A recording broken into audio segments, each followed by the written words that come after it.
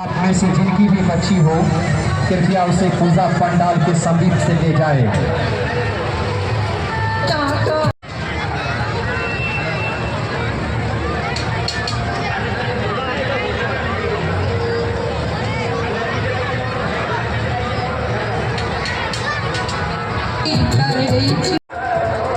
चलिए चलिए दीदी साहब, कृपया अपने छोटे छोटे बच्चों को हमेशा अपने साथ रखें। आप सभी भक्तजनों से निवेदन है कृपया छोटे छोटे बच्चों को हमेशा अपने साथ रखें।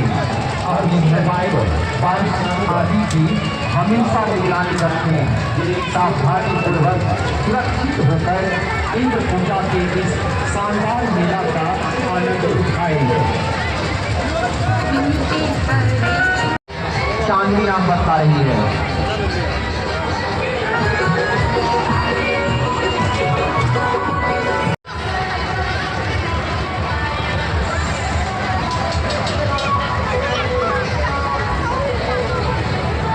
एक आवश्यक सूचना है, एक छोटी सी बच्ची है, चांदनी कुमारी नाम बतला रही है।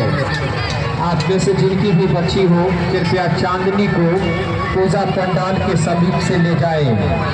एक आवश्यक सूचना है, छोटी सी बच्ची के सदस्यों का ड्यूटी हो, आप अविलंब पूजा पंडाल प्रवेश द्वार पर चले आए। आगे की हमेशा निगरानी रखें। अपने छोटे छोटे बच्चों को